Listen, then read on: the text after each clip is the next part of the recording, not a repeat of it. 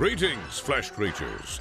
It is I, Megatron. On behalf of TFYLP, I want to congratulate you for listening to the most refined collected podcast on this miserable little planet Earth. Yes. Here you'll find knowledgeable fans discussing every aspect of Transformers and beyond. Now, enjoy the show while I continue my path to complete conquest of all of you miserable biological entities. Predacons, terrorize!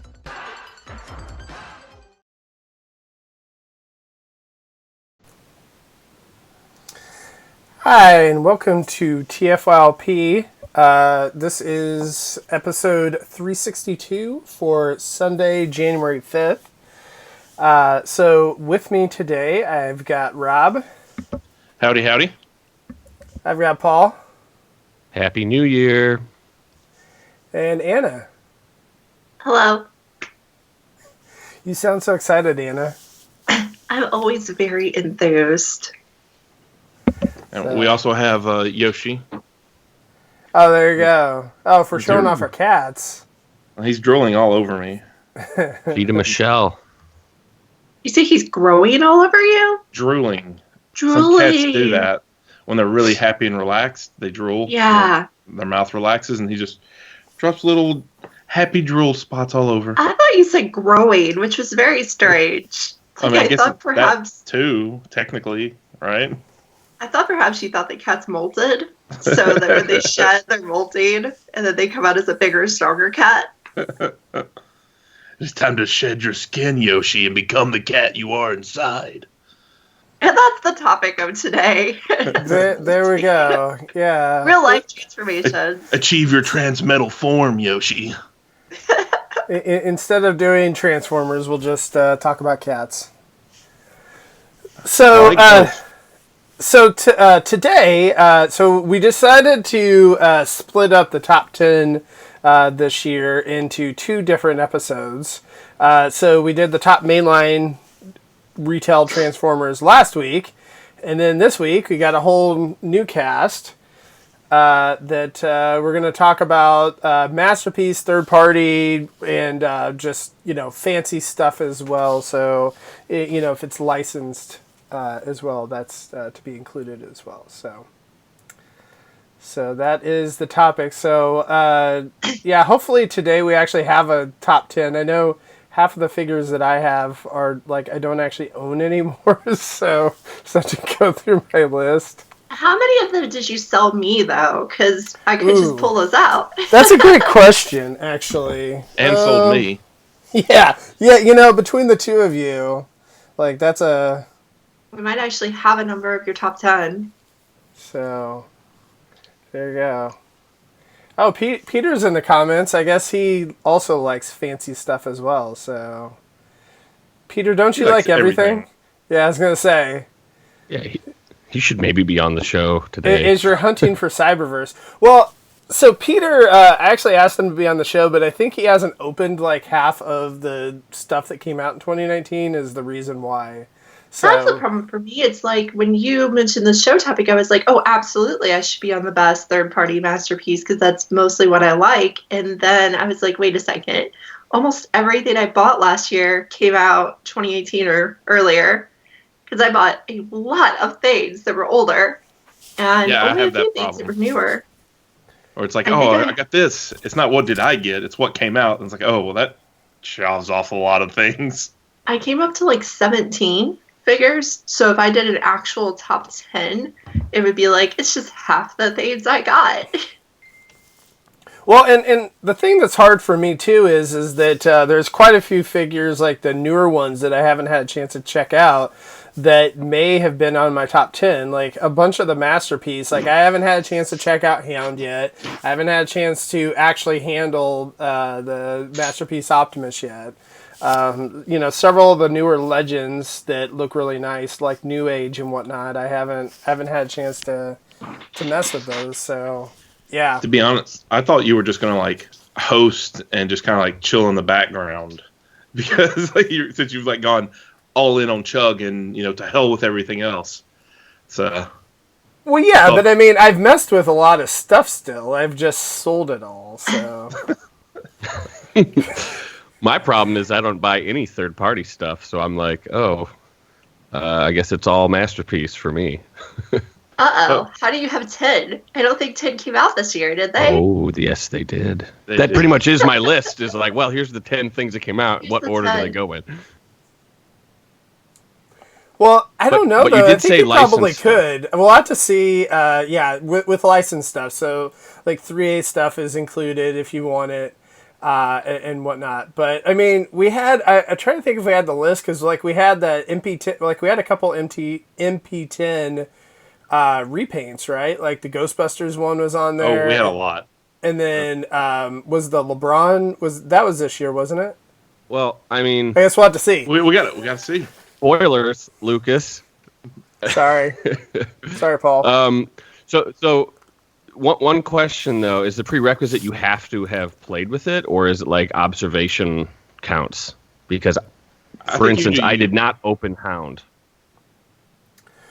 Well, I was going to put Hand on my list, but I haven't had a chance to mess with it yet. And so I just, without actually touching it, I have a hard time putting it on my list, just because I know that some people have been talking about the fragility of Hound and like some parts breaking and whatnot, and so I haven't had a chance to judge that myself. So soon you will touch it, Lucas.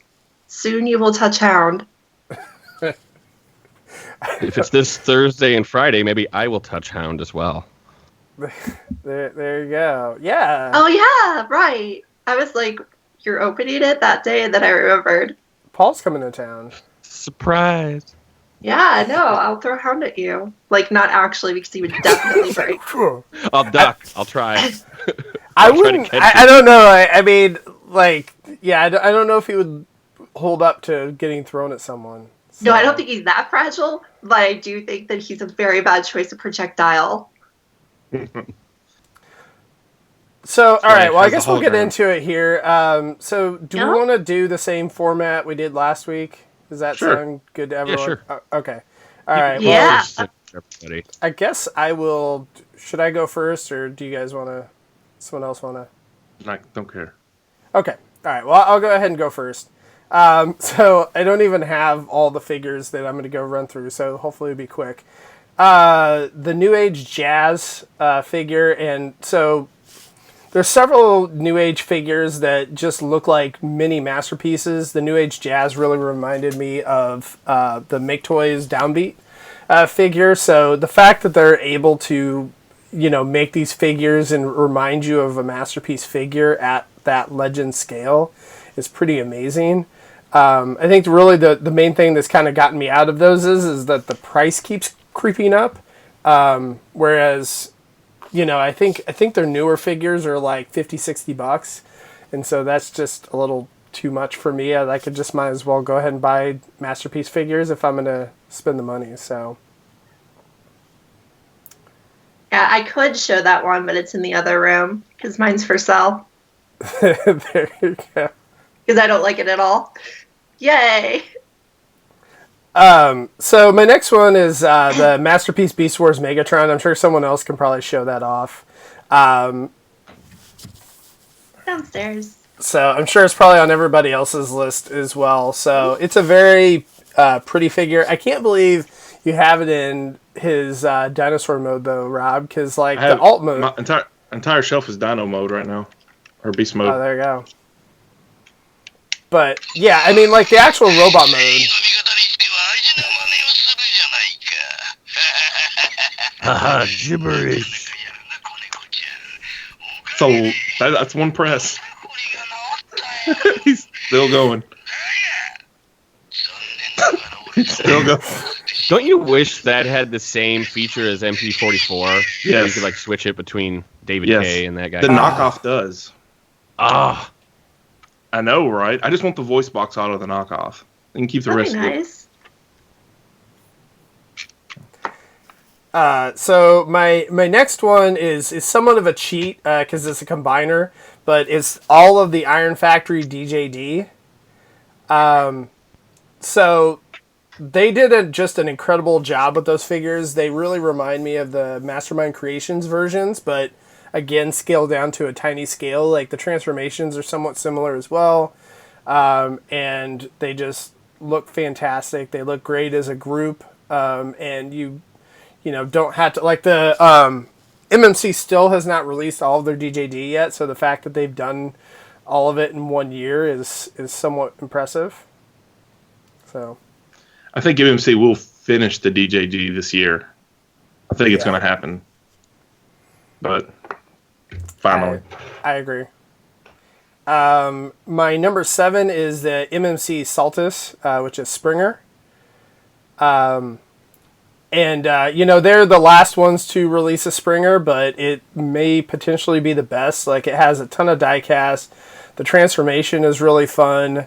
It just looks, really great. It was one of the few figures that, between that and the MMC Azalea that, kind of made me think about keeping with Masterpiece and just doing like a movie shelf.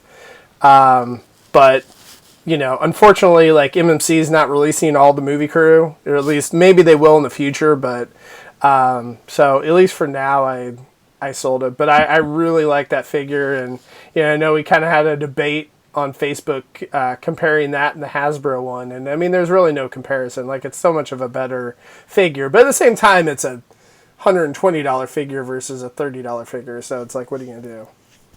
Yeah, I think X Transbots has had theirs in the works for a long time, and rumor is that it will finally see light of day this year as well.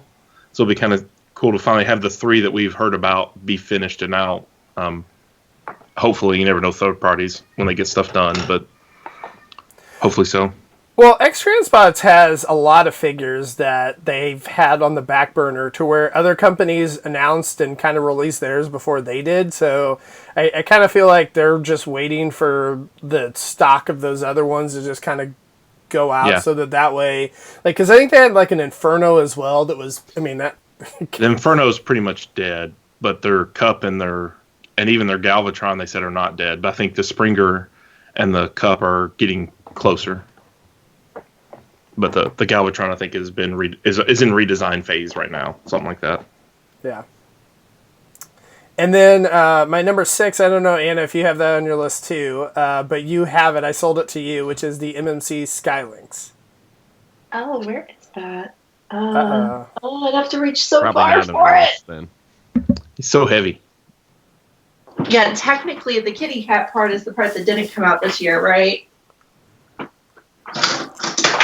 Yeah, that came out like end of 2018. Oh, casualty. They'll be fine. So yeah, that was the part.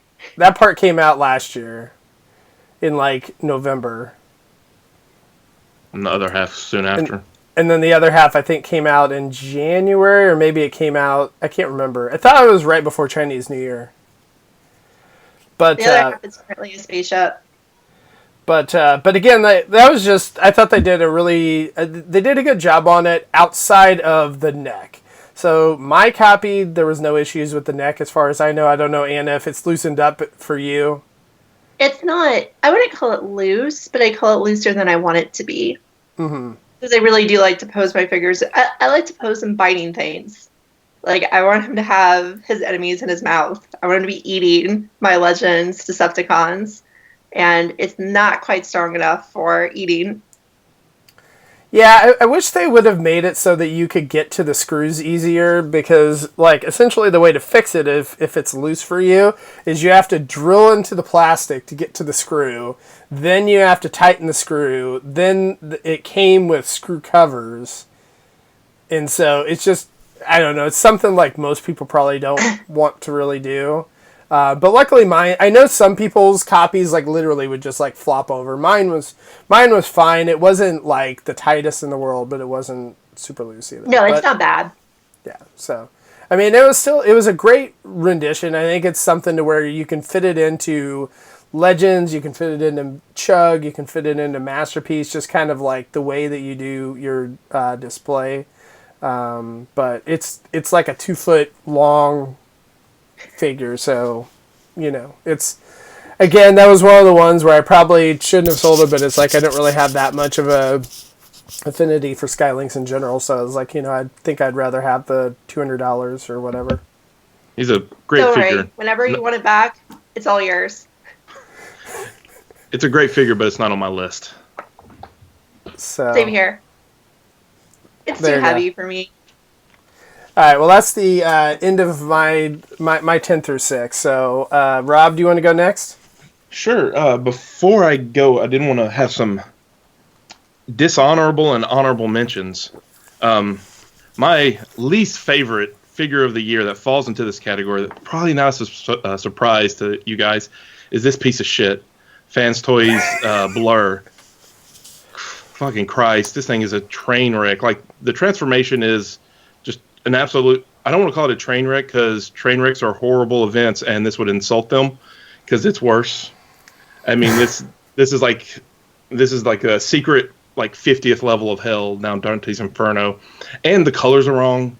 Like, people are like, no, it's actually blue. No, it's just blue-purple. Depends on what color light you have hitting it. It depends on if the purple comes out more or not. But that shouldn't have been an issue. It should have been blue, because he's fucking Blur and he's blue.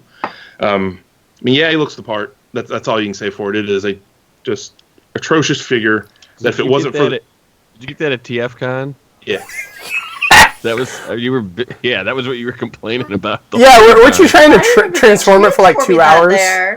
Yeah, but I was also drinking a lot and chatting most of the time. I wasn't focused on it, but I think if I'd been focused on it, it still probably would have taken me like an hour and a half. And part of it's because I didn't realize like something up in here expanded, and it wasn't obvious. But once I realized that expanded, then the rest of it came together. So I spent like 2 hours of it on the same spot, while we were all bullshitting. I think 5 hours is probably about right, Peter. Yeah. It's a long time. Yeah, but this figure, I can't wait for somebody to do something that has the look down properly so I can get rid of this goddamn thing. I don't think it'll happen, but I think he's the pinnacle of Fans Toys figures, where it looks it's shiny and nice and whatever, but it's like a nightmare to transform. yeah. So the Dx9 Blur, like I actually like that one, but again, that is Doesn't the pinnacle. have the right look. Right, that's the pinnacle of DX9, that it's really fun to mess with, but it's like it doesn't quite have the right look, and like that's every DX9 figure. Except Omega. Omega has a good look to it. But DX9 has, I think, some of the best engineering in the business. They're really fun toys. They just usually don't fit in my collection, or I have to make an excuse to keep one or two. Next up in this, much less dishonorable, but it was too conflicted to go on the list, was MPB. I actually do love this figure, but, being objective about it, the backpack is pretty unexcusable. I think the feet are fine. I think the feet, people are making too big a deal over what's really not that big a deal. He looks so great in car mode, and he looks so great, from the front in robot mode, which is the main thing I cared about. But, I couldn't put him on the list because they should have let it cook for a little bit longer in the oven. I feel like the MPB is really kind of what cemented getting me out of Masterpiece, because I was kind of thinking, it's like, I really like the look of all these figures and whatnot, right? But I don't want to have to spend $120 on a figure that I don't like and I don't really like messing with. Like, I like the original figure a lot more. And, I mean, I kind of feel like, again, I haven't handled the new Masterpiece. You could have just kept it. You don't have to I have the swap them out. I have the G2B MPB. But I kind of feel like I'll feel the same way of MP44 if I actually mess with them, that I'll just like MP10. Because MP10 is a really fun figure to mess with, the same way as the original MPB. So, but the other one looks so, so great and beautiful and whatever that it's, I don't know. My last honorable mention is just a quick shout out to Action Toys' Train Robo. This little dude is a lot of fun. I don't know if it's an officially licensed Machine Robo figure, but it kind of gets lumped into that 3P world for whatever reason. And I guess they're dead now. We haven't heard anything from the line. Rick has a few of their test shots that never got past that stage. Some of them almost look final. I told him he should send them to me, but I'm kind of curious about that, because there's a couple of figures that I really was hoping to, like, I have all of those, and their Turbo. Yeah, the Turbo, and then the what's the other one? Trailer.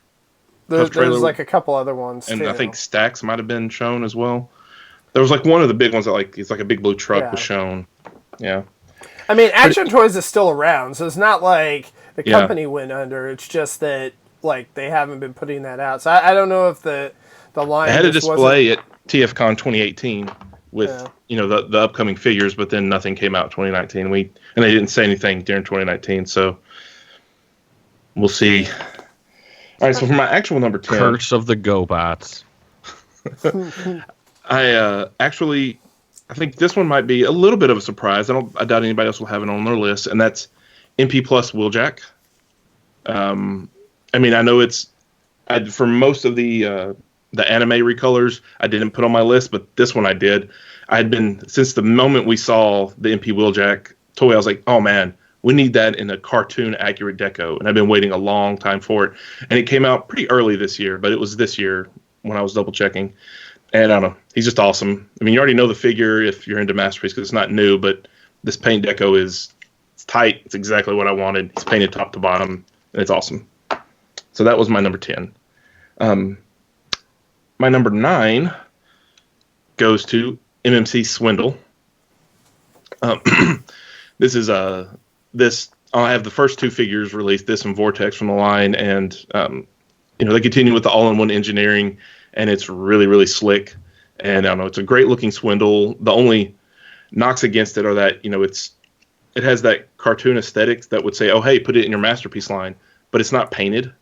I mean, they're like the purple there's painted or whatever, but modern Masterpiece, you paint them top to bottom.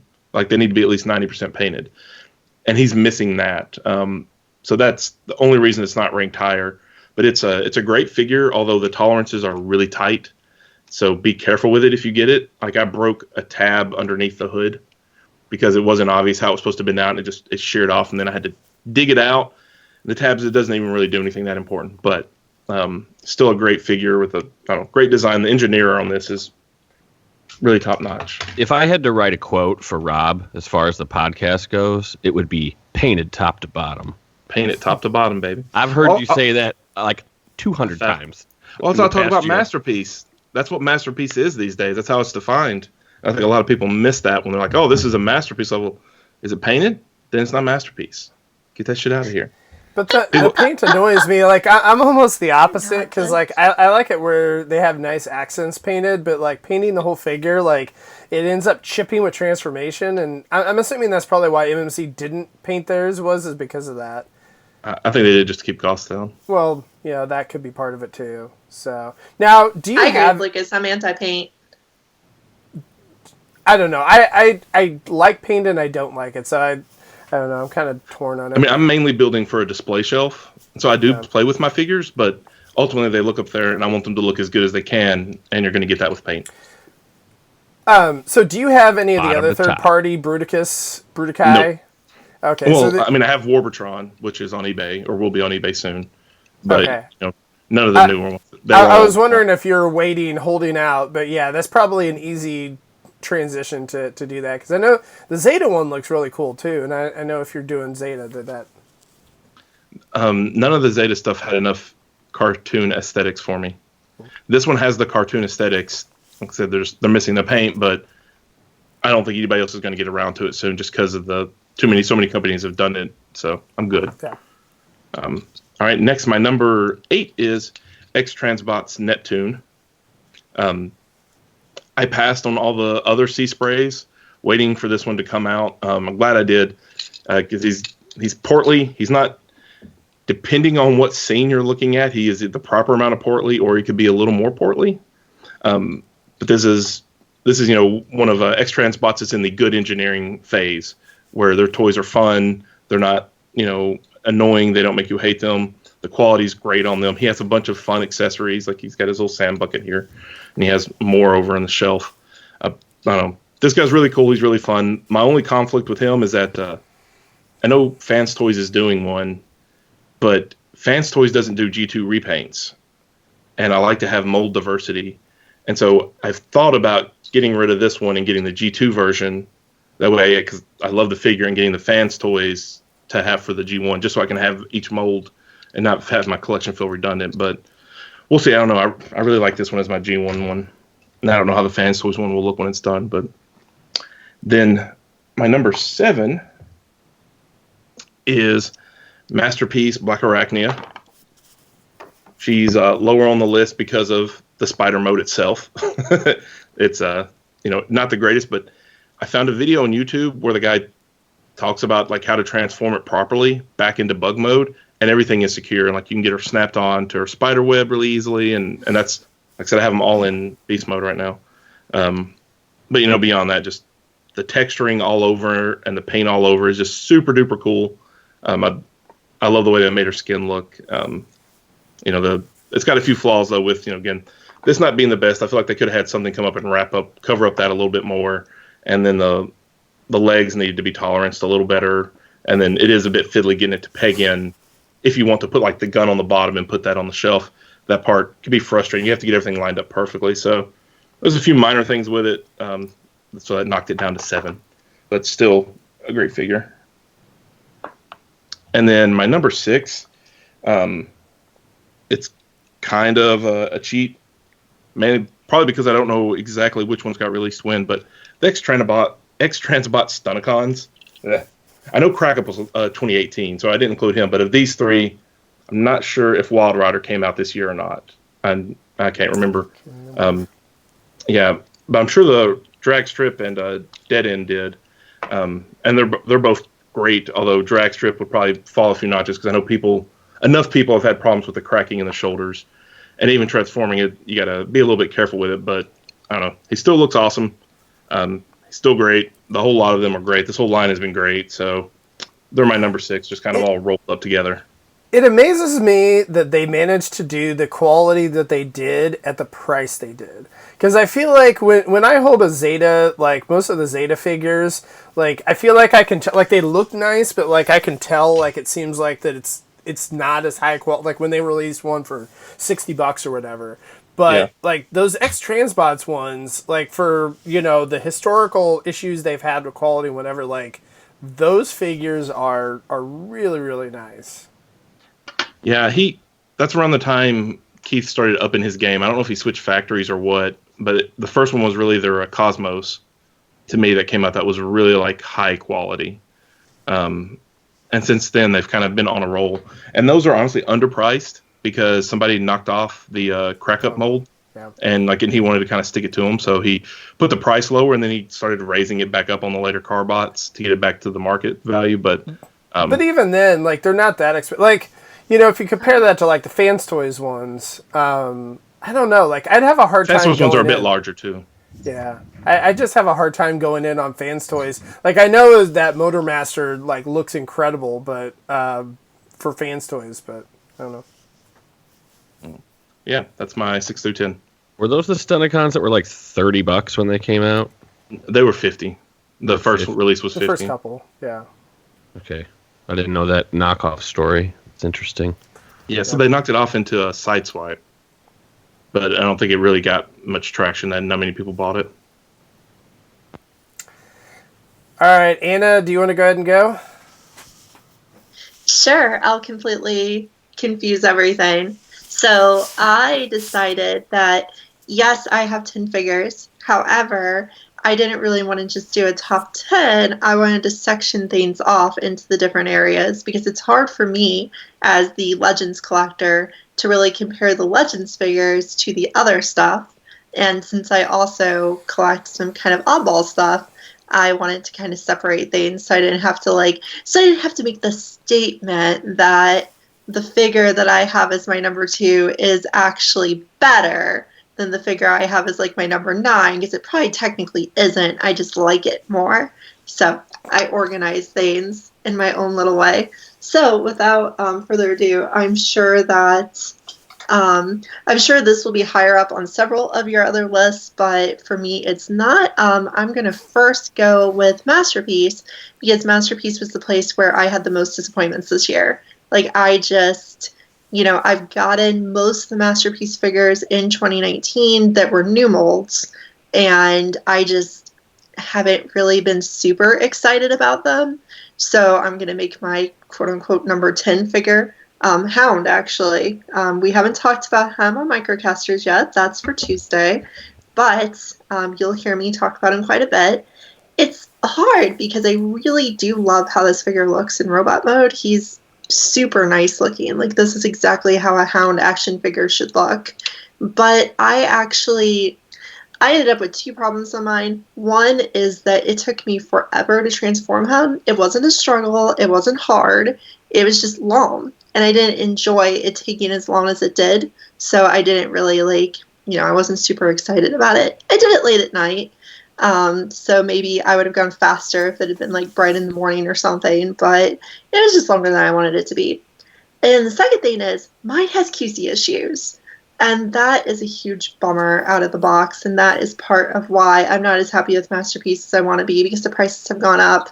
But I've been on the receiving end of QC issues this year, and I haven't in the past. I don't know if you can see it. I have some pictures I can share when we do it on the show. His knees came scuffed. His feet have a little bit of warping to them. His what do you call it? The top thing for the Jeep mode. Canopy. It is very warped. Yes, the canopy. There's the right word. The canopy is warped enough that it's very hard for me to get it on. Now, that may have just been because of how it was shipped to me.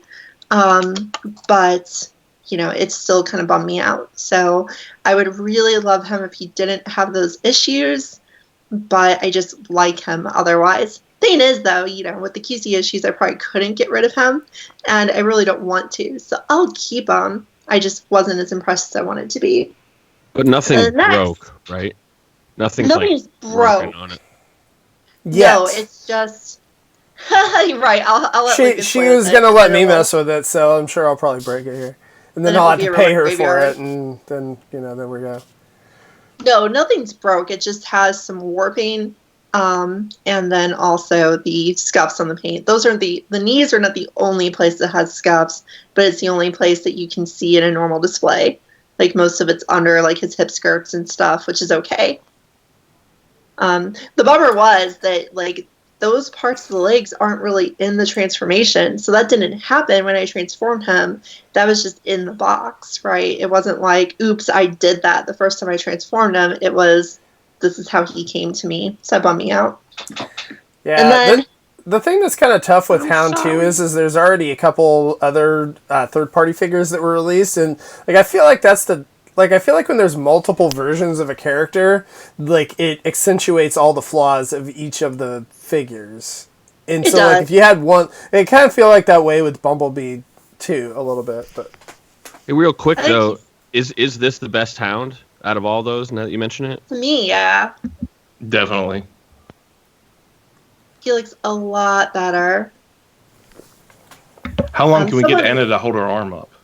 Oh, well, now I have to respond to the comments. Someone in the comments mentioned the breaking nightmares on Hound, and I did not have any problems with breaking, but I am super duper careful when I transform. Careful enough that it took me over an hour to transform him because I'm so careful.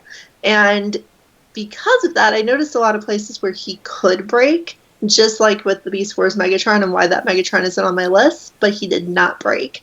So that was my experience. All right, now my arm's coming down. The Masterpiece figure that I've liked the most this year is Black Arachnia. I really enjoy the figure. I think she has the look correct. I don't think the spider mode is very good, but then again, it's not complete torture to get her back to it. It doesn't take forever, and it's okay. The display stand, the figure itself is really cool, so I like having it. And it's definitely the Masterpiece figure that has, disappointed me the least this year. And I think in the end I actually like it. Whereas the other Masterpiece figures have been mixed to okay to me. Like Bumblebee, it's like I can't really say that's a good figure. I can say I really like having it and I like looking at it, but I can't say it's actually a good figure. It's not. It's a weird creature. So that's all I had to say about Masterpiece for this year. Next, I'm going to talk about another category of my collection, which is that I'm the person who buys KOs to put them in her collection. And I just wanted to talk about this little guy again, which is a knockoff of the New Age Bumblebee into a larger figure.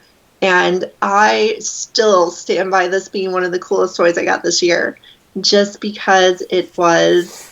I think about cost when I think about how much I like a figure. This thing was super cheap. Then again, it's a KO. I don't really consider it competing with the original figure because the original figure is, that big and wouldn't go with my Chug stuff, but he goes with my Chug stuff really well. And for me, he's the best version of Bumblebee to have in that setup because I like Classics Bumblebee, but this looks more like, just actual cartoon version Bumblebee. Everybody says he has a weird face. He does have a weird face, but that's fine. He gets by, and when his friend Clip Shepherd comes out this year, they'll have Tiny Robot Man friendship. It'll be great. And then... Looks like Pat Lee Bumblebee. Oh, right.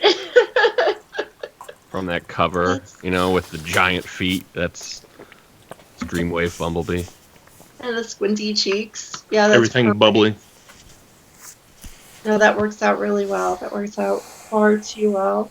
And then the other one I had picked out, just to mention that I get KOs, I actually don't know because this figure's been knocked off several times, and I don't know if this one actually came out this year, but it's the knockoff of the Dx9 Power Glide. I ended up just getting this. I'm talking about it because of the reason I got it was because it was super cheap, and I thought I'll just pick it up on a whim. I don't really want a Masterpiece Power Glide, and now I'm probably going to have to get the official one to make myself feel better about it because I just like it so much. It fits into... I don't know, I don't care about him being in my MP shelf or my MP collection, but this is just a super fun toy to play with. It's like the complexity level of a retail Voyager, but it has the look of the cartoon that I just enjoy. So it's kind of like that perfect spot for me, which is actually somewhere between retail and Masterpiece. Because I don't enjoy the super long transformations of Masterpiece type figures, but I do enjoy the cartoon looks. So that's why I collect a lot of Legends figures. But anyway, that's where I stand. That's my first two sections. So Masterpiece, and Anna buys KOs and tries to live up to her shame. I bought a KO this year. It's okay. Really, Paul? Is it a Starscream? I bought two, actually. Yeah, one of them was. There you I go. did not buy one. Go down the rabbit hole. Slightly more than one. All right, so Paul, do you want to go ahead and get on your list? Yeah, sure. So 10 for me was Black Arachnia. And yeah, that seems low. I don't like Beast Wars figures, but I did get a hold that toy, and I thought it was really fiddly. But it does look very much like the person it's supposed to be. So it should be on the list. But I just want to point out, I'm pretty much only have official stuff on my list because I just don't do enough third-party stuff. Yeah, and it was on both of yours. I don't think... Was it on yours, Lucas? No, it wasn't. It's a nice figure. I like it, but... Very interesting. It's a unique... take on a Masterpiece toy, of what a Masterpiece toy can be. So, who knows what's next. But my number 9 was basically anything that was not a new mold is in my bottom 5. So, LeBron Boy, nice. The toy that most people forgot existed this year, except me, with that beautiful, weird shoe pattern print. I wish I had the shoes to go along with this, but I think the shoes are worth more than the toy.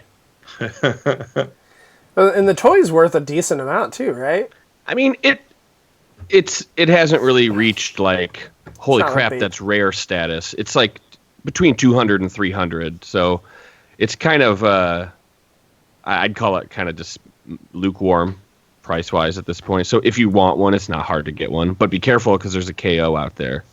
Yeah. So be careful of that. Anyways, this was, I don't know, I thought this was cool as a send-off for MP10, but I was hoping they would make those other shoe versions, because those were way cooler looking than this one. Like the tiger print and the elephant print. I don't know. They were supposed to happen. Maybe this just didn't sell as well as they thought, so they didn't go home. So it's your Grail, right? Yeah. There's painted samples out there. That'd be a Grail quest faux show. The next one after that is you put in an anime toy, Rob. I would say I got a chance to check out Anime Streak, MP18 Plus, and I thought the paint job was super cool on that. Like, I wish I had to open it for somebody because I was going to send it to them and they wanted me to inspect it, and I was like, wow, this is really cool. The blue windows on it are great. All the different gray on gray colors were awesome. If I collected Blue Streak, I would be able to play with one, but I just thought it was a really nice paint job for something that has already existed. There, you got it. Oh yeah, and all the heads and the blast effects. I hope we get more of those coming. Yeah, coming I soon. really liked the all the accessories they gave us with it, which is really help kind of set it off from your typical releases. The earlier MP Plus repaints are just here, we repainted it, yay! But this and Blue Streak both have or Smokescreen both have just like a lot of extra faces and gobbledygooks to put on, make it liven up your display. The faces really help bring it to life. Well, those blast effects are so cool. They're so animated. It's like they paused every frame of the G1 cartoon and were like, what's the weirdest shape that we could make? Let's make it. Because if they would have tried doing that 5-10 years ago, it would have just looked like a little droplet of fire or something. Those are so cool that they're not all the same. They're all unique and they're all fun. Well, and I think when the MP Plus first started out, you're like, what the heck are you doing? Like, that side swipe, isn't really that much different than the original version. But, I mean, as they've went down the line, it's like, oh, wow. Like, I really like again, Wheeljack and Blue Streak are just fantastic. Wasn't Red Alert the first one? And everyone's like, what? Because they made it look weirder. Oh, maybe it was. I can't remember. It was one of the two. But yeah, it was just like, wow, that's a really weird choice. And I feel like they finally hit their stride with this Blue Streak toy. It's like, this is what they all should have been. So now you got to redo all the anime ones they've already made and make them better. So Anime plus plus? Plus, yeah, C++. But then the thing that's weird is like, it doesn't have the level of articulation that we expect from like a figure in 2019. So like, that's a little weird because it's like molds that are however many years old. Yeah, that's true. But especially the Datsun, like, it holds up like better than the Sideswipe one, I'd say. I mean, I've never played with Wheeljack, so I don't know. But okay, I'll just keep going. So there's something strange with number 7. And it's another MP10. Oh my God! Did you know there were more than one MP10s coming out in the same year as Masterpiece version 3.0? Yes. The reason I had picked this one is because just the deco is crazy awesome. Like the chrome on it is so fun, and all the extra added bits, and this weird, just the fact that they even did this as a crossover with Ghostbusters is just sort of insane. And I found out. I saw someone online do this. If you take the energy axe from Shattered Glass Prime and put it on this, it looks super cool because it fits the color of the windows, the green. It looks like an Ecto axe. So I really want to find my Shattered Glass Prime and steal his axe. So I'm really curious. Oh, sorry, go on. I didn't watch the last show, but I'm just curious. Did Ectotron make it on anyone's top 10? Yeah, couple of those. Yeah. Yeah. Good job, Ectotron. I never opened mine. No, it looks great just in the box though. So the Ghostbusters Prime, like, I'm curious what type of run they made for that compared to like the Shattered Glass one, because like this one sold out so fast. It was like, I think it sold out like within a minute online. And so I was never able to actually get one, even though I wanted one. But like the Shattered Glass one, you can get that thing at BBTS on clearance for like the last 2 years. So I'm curious, like if it was just that much more popular or if the run was smaller. There's a couple of sites now that have that Ghostbusters Prime for like $190, which is just slightly more than originally retailed more. They claim that it's the official one. I suspect that it could be a KO. I don't know. I don't think they've KO'd that yet, have they? If they KO'd it, it would be less money. It should be. But Yeah. what sites have you seen that on, if you don't mind me asking? Gosh, where did I see it at? I saw it at, I think it was TF Safari I saw it the other day for 190, which is it's a Chinese site, so I considered it because I actually did want it when it came out, and I did try to order it, and I did not succeed, but I just haven't been able to talk myself into a markup for it. Well, you guys should talk to me, but let's move on. So my last one of the bottom 5 is Bumblebee, which you guys have mentioned for a lot of reasons. Yeah, the backpack sucks, but I think what everyone looks at the negatives of this toy and totally forgets the positives. I think this toy makes MP21 look foolish. It looks like a silly joke of something that they shouldn't have made. Because I just like that. I guess my brain can overlook the feet and the backpack, when I'm looking at it. Especially the same thing with like paint chips. I just don't see them unless they're super glaring. I thought this was a really cool toy. It obviously needed more time to get finished. It's unfinished. The back. This is silly, but when I look at it, I really like it, especially next to other recent Masterpiece toys. I think like that blast effect is kind of boring compared to say like the one for Streak. So I'm glad they're making So yeah, but ultimately I like complicated Masterpiece toys. This is definitely a complicated Masterpiece toy. I don't like faux parts. There's faux parts in this thing. So it's rounding out the bottom of my top 10. The top of the bottom. That's all I have to say. Everyone else has mentioned most of those other items, so back to Rob, I think. Lucas. All right. So talking about toys he doesn't have. Yeah. So my next one, Anna, I think you still have this, but I don't know if it's on your list. The Magic Square, the Masterpiece Scale, Light of Justice, or is it Light of Freedom? I can't remember which one. The MP Scale Optimus Prime. See, that's the thing. That would be possibly my number 1 if I thought it came out this year, but I kind of think it came out last year. It was right on the line. It came out in January. It came out right, in Chinese New Year, or whatever, right before Chinese New Year. Because I went back and double-checked, in the threads or whatever on TFW, and, nobody had it until January. So... Yeah, I decided to leave it off, but I definitely agree with it being in the top 10. Top 1.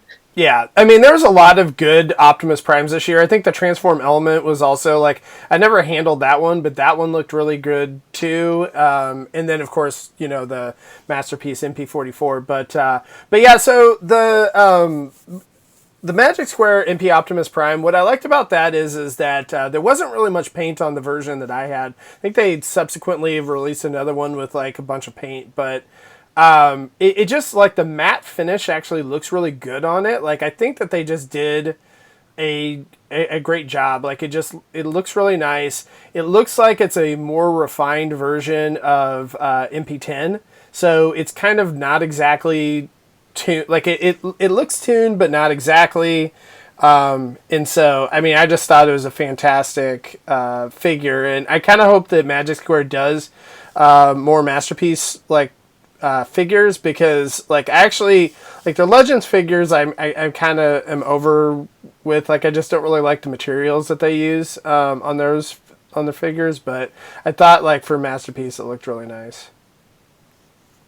To me, it's the best Prime out there. But I know people love MP44. I know. But I really do think, for me, for what I want in my collection, a nice, clean, pretty, cartoon-looking Prime, he is perfect for me. Yep. So my number 4, I'm not sure if I should be putting this on the list, because it's technically not it's a transforming figure, but not a transformer. But it's my Soul to Jokin vehicle Voltron, Dairuger. So it's not a transformer. It's not it's even a close. transforming Let's figure. give it to him. He at least has it. I at least, yeah, I was gonna say, I at least have it. So, I was waffling back and forth on whether or not to get this figure, and who was at GameStop had a sale over Christmas, and so I ended up getting it. It's not as good as the Lion Voltron, but it's still really nice. It looks really nice. It has really nice shelf presence. It comes with some like really cool accessories. I don't have the shelf or whatever showing all that stuff off, but I don't know. I enjoyed it. I will pretty much only have it in combined mode ever.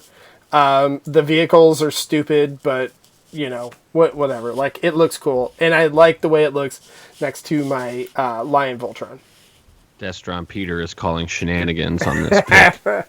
I mean, that toy is on my list of, you know, notable figures for the year, but this was Transformers, so I didn't bring it up. Like, I thought about putting it in the honorable mentions, but I was like, I was kind of disappointed in the figure in some ways as well. Yeah, so you're a man of culture.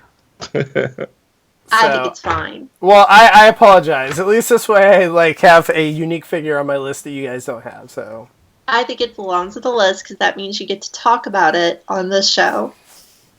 yes, there you go. Agreed.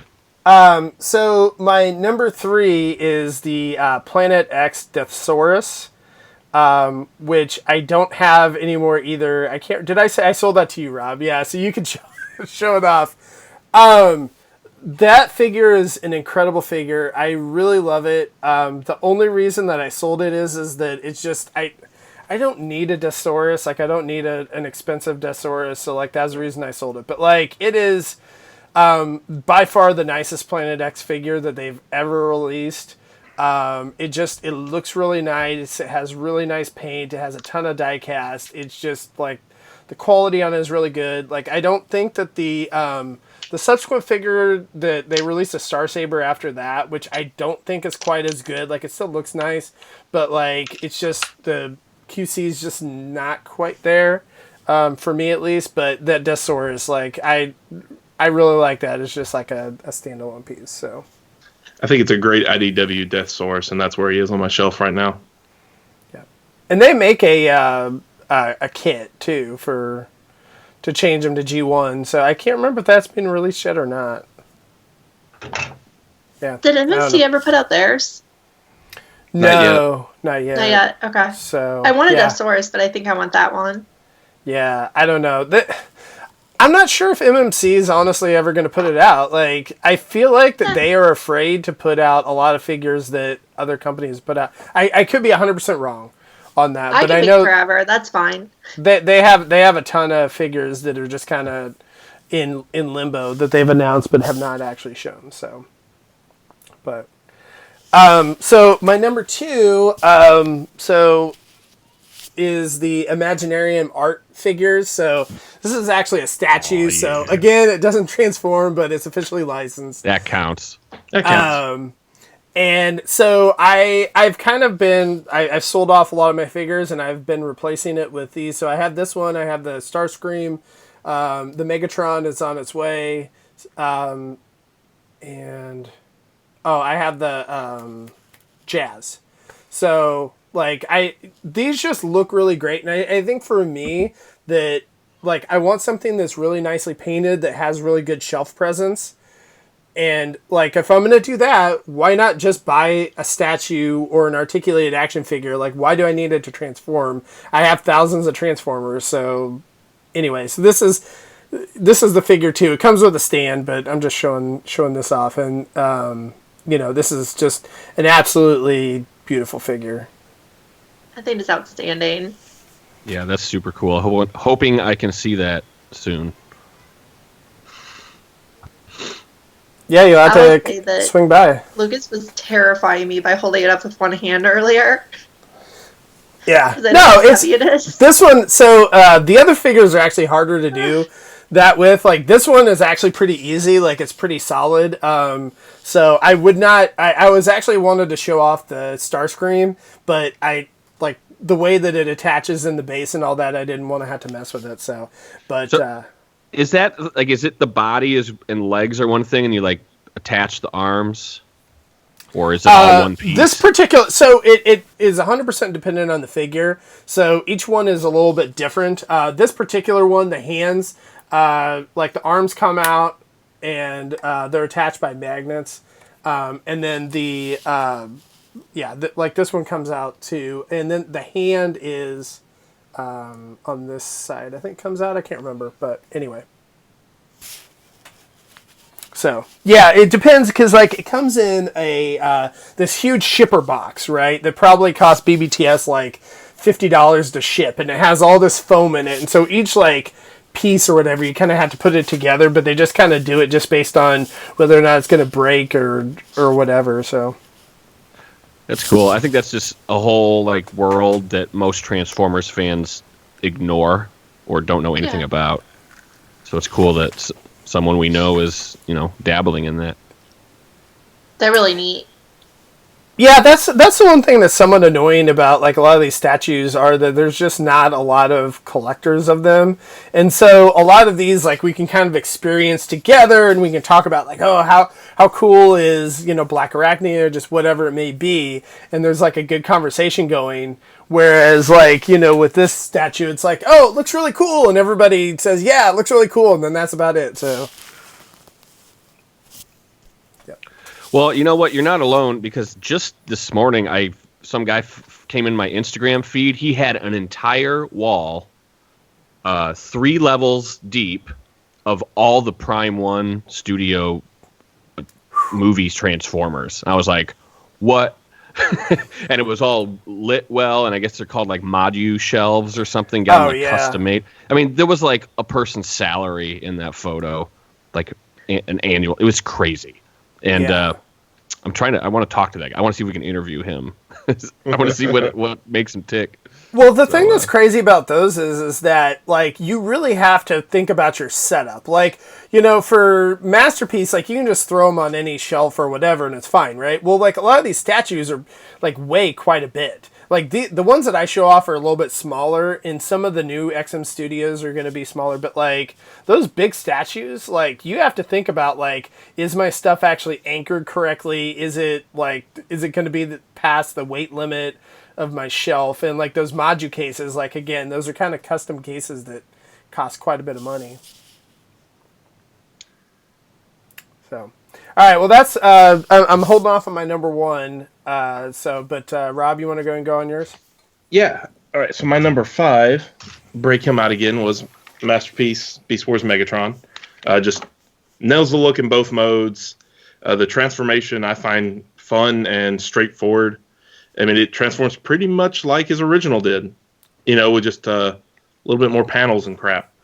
Anna's heckling you over there, Rob. Oh, I am. I hate the transformation on that thing. I don't know. It's straightforward to me, but it's straightforward. I don't like the panelgami on the back. Like that is not fun. I think that's kind of the more brilliant part about it because you got to do something with it, and it makes it look like his pylons like he has in the show. And I mean, they kind of met both worlds with that. I thought that was really clever. I think if I transformed mine like 2 or 3 more times, they would start to break. All those panels have stress marks on mine. So far, That's what I was saying. I think I got the short end of the QC stick on MP this year. Yeah. But yeah, he's got articulated toesies, which are great. The only negative is no David K voice. And then there's a joint in the middle where you got to pop something off that's way too tight. That is way too damn tight. Required way too much force to snap it off the first time. Aside from that, I'm in love with the figure, and I don't know. I had fun transforming all of them to put them back into beast mode for Black Arachnia to Beast Spider. With the figure. Yeah, so that's my number 5. This next one, I'm pretty sure I'm the only person here who has it, is the JX Metal Beast Transmetal 2 Megatron. Just like last time I showed this off on Ouch My Wallet, my arm will be getting tired really quick. He is ridiculously huge. He will not fit in my shelves. I'm going to have to redo my Masterpiece Beast Wars shelf area completely to have room for this guy. I thought I had measured out enough room. I had not. And I really don't even know what I do because, you want him with like the huge fucking wings all spread out, but like how the hell are you going to do that? There are spatial limits. So I need a fourth pocket to display this guy in. But he's super shiny. He's very accurate. Only reason he's not higher is probably because the paint chipping is. I mean, mine's good. Mine's good, but I've seen some pictures where some people have chipped theirs a good bit, and that's just part of the price of doing business, and I accept it. But the company these guys had posted, there will be no paint chipping, and I hold them to that. And there is paint chipping. And when you get it, there's a sheet in the box that says, "Be careful, there will be some paint chipping." It's just because they had the balls to post on a forum there'd be no paint chipping, which made me go, it's like I knew how that was going to end. But no, it feels high quality. It's well made, even though some of the plastic feels thin, but not in a cheap way. I don't know. I feel a little odd about this figure at times, other than the fact that it looks awesome, and it's not tough to get into both modes either. Aside from just dealing with the weight of it, because it is heavy. My shoulder's tired, and so you're gonna come over here and sit back down. Buddy. The sound that thing makes as you move it around, just like sounds like a bag of bones rattling or something. That's the wings clattering back and forth. Oh, I know. Happy bones.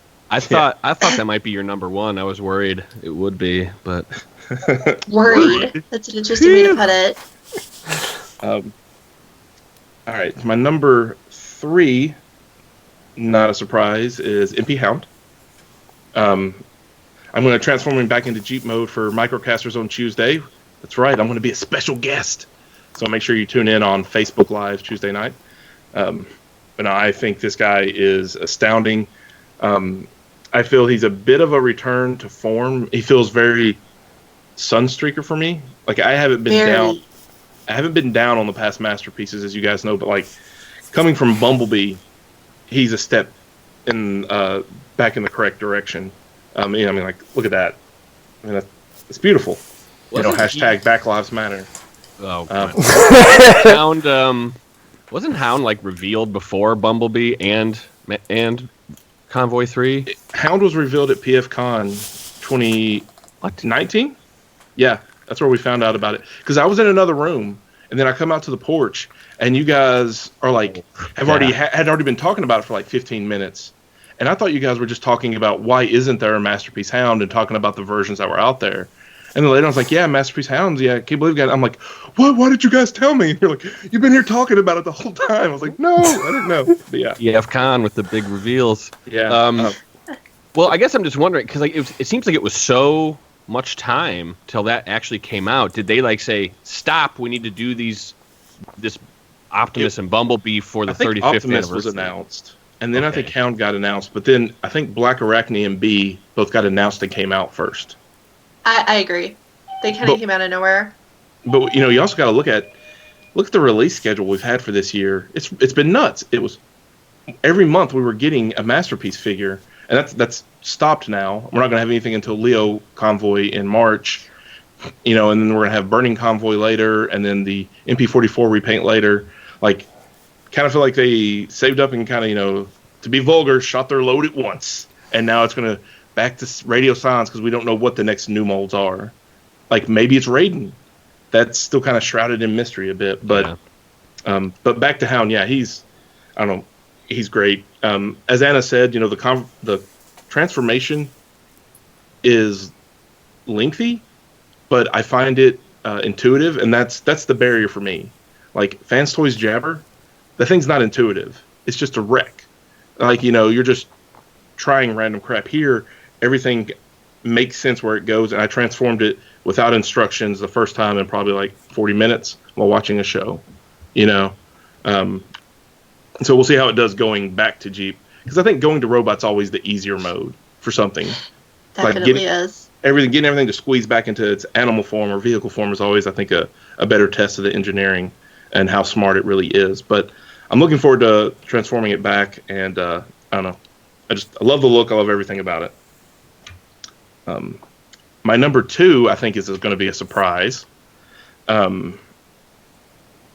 don't think people will see this coming. I don't think anybody else has this on their list. I almost didn't even buy it. Oh, nice. MMC's G2 Mirage. The simply like once I saw it, I knew I loved it, but I was like, man, I don't have room for that. And it's another Sphinx. Yeah, it's the Sphinx repaint. But once I got in hand, I just absolutely love the colors. I love the ridiculousness of it. You're welcome, Peter. I love that it got made, and I'm hoping that we see more of these unproduced G2 color schemes made. Mainly the swoop. I really love the G2 swoop colors. But I would want it in a modern figure, so I don't know where that would come from. But I don't know, the fact that this exists and they did the blister packaging correctly as well. Yeah. It looks like it came out in that era, just obviously a much better figure than we would have got at the time. But no, this is awesome. It's hard to take my eyes off of it. I want to eat it. It looks delicious. And of course it's a solid mold. And I'm probably now I can get rid of my regular Sphinx out of my Masterpiece collection because Transformers Element's coming out with another Mirage that looks to be more cartoon accurate anyway. So I'll get both molds and I'll be a happy camper. But yeah, this was my number 2. You could have a pretty substantial Sphinx collection, actually, if you wanted to, because I think they've released like just the G1 version. I think has 3 versions, like the just normal ones between the anime, the toy. I think there's like toy colors. There's a couple other colors. Like there's a light blue, a dark blue, and then they have the ones that were exclusives. And this one, they actually had a gold and black one at the show too. That was pretty. Like, it seemed like they had fewer of that, but, like, that one looked really neat, too. That was, like, based on an unreleased G2 version? The black and gold, or was it just like a... They made a hot-looking toy. I mean, black and gold's kind of a cool scheme. That's my understanding, too. Black and yellow. Rob, does he have a watermelon mode? No, he does not, but he has alligators all over him, which is great. Which is from the... that's from the art, the sample art. Nice. Why? Nobody knows. There was a rumor that he was supposed to be Snapdragon inspired, who is green and kind of pinkish purple. But they took it, neoned it up, and then put alligators on it, and that's where his color scheme came from. Is that somebody just saying there's so many Transformer figures out there they were able to find a connection, or was it intentional? Who knows. Whoever the art director was during G2 probably just spun the color wheel and said, "Here we go, pink and green." Which we thank him for that. It's eye catching, right? Watermelon gum is delicious. So yeah, that's my number 2, out of nowhere. All right, Anna, what you got? All right, so technically this would be my 5 through something, but whatever. I'm just going to talk about the few Legends figures I like from this year. So, first thing I want to say is that Rob did a dishonorable mention. I'm going to do a dishonorable mention. My favorite Legends company didn't put out very many Masterpiece figures, Legends figures this year, Magic Square, but they did put out this guy, and I hate him. I think who is that? What's Anna? happened? Is that Hoist? This is the Hoist. For the audio listeners. Oh, yeah, sorry. I always forget about that. So, yeah, this is their Hoist. And I think what I've realized from looking at this and then the Earthrise and I think I had the MMC before, I think I just don't like Hoist. I think, like, the Trailbreaker version of this mold from Magic Square was okay. Like, it's fine. It looks good. It doesn't feel great. The articulation's a little off. It transforms really cool. So I honestly like it, but this version of the mold, with just the few edits they had to do to make it Hoist, I just don't like it. It doesn't pose very well. There's a lot of different poses and directions you can put in where it has, gaps and kibble and other things I don't really care for. So that was my Legends disappointment. It's one Magic Square figure I probably won't keep, which is rare for me. So as far as going back to the top ones, I do want to mention this guy. This is the New Age version of Megatron. This is his gun form. I will not point it at the screen because that feels uncomfortable. However, I put this guy low on my Legends list, mostly because he's high on everyone else's Legends list for the year, and I want to talk about other things. I think this is a very impressive figure.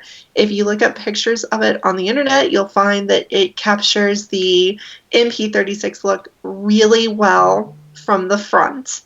It has two big problems with it that kept me from super loving it, and that is the fact that its side and back display is really iffy because his back is really hollow, because he doesn't really have a back. That's the problem with him.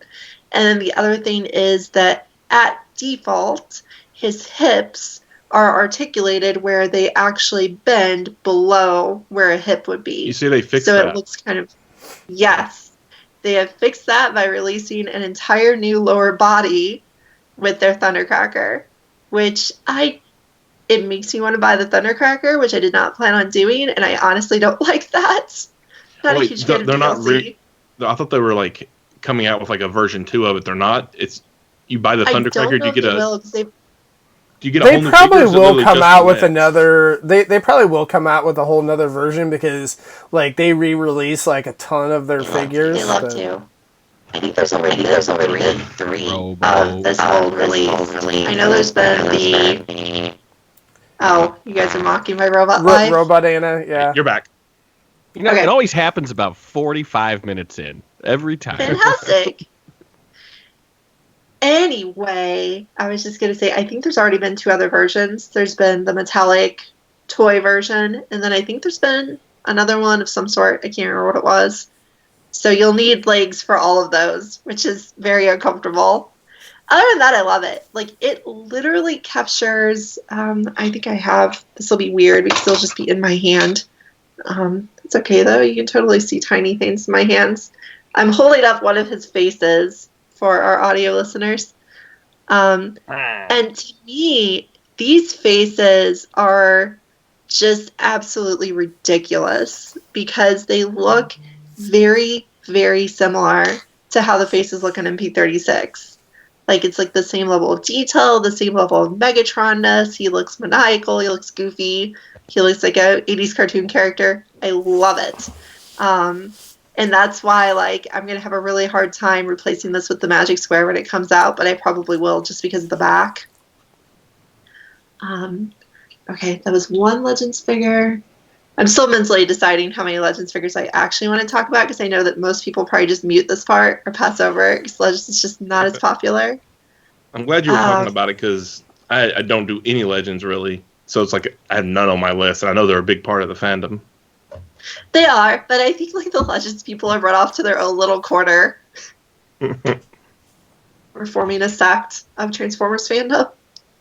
Okay, so the next thing that I want to talk about is another one of the New Age figures from this year, which is their van mold. So they did normal Ratchet colors, they did normal Ironhide colors, and then they did these two kind of somewhat oddball and then really oddball repaints.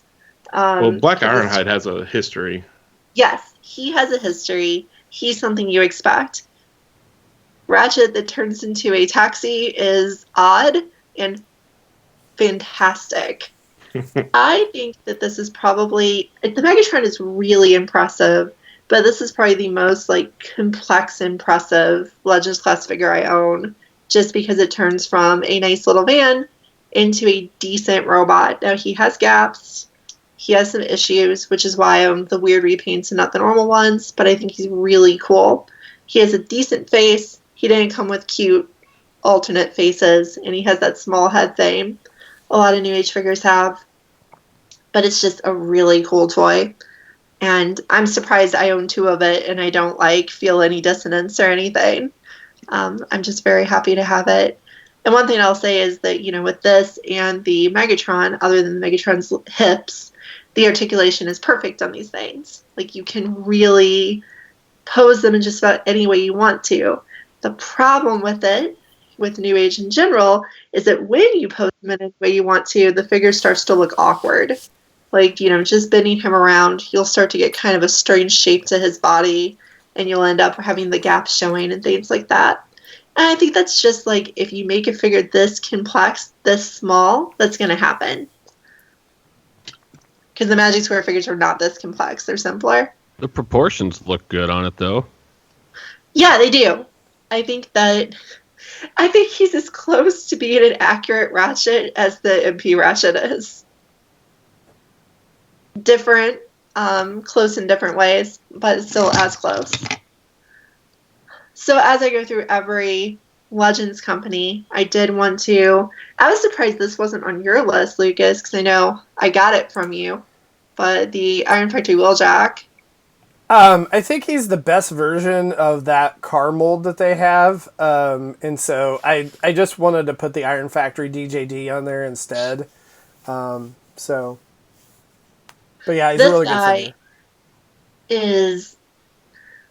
He is like just a little tiny bit from getting me to sell my MP Wheeljack.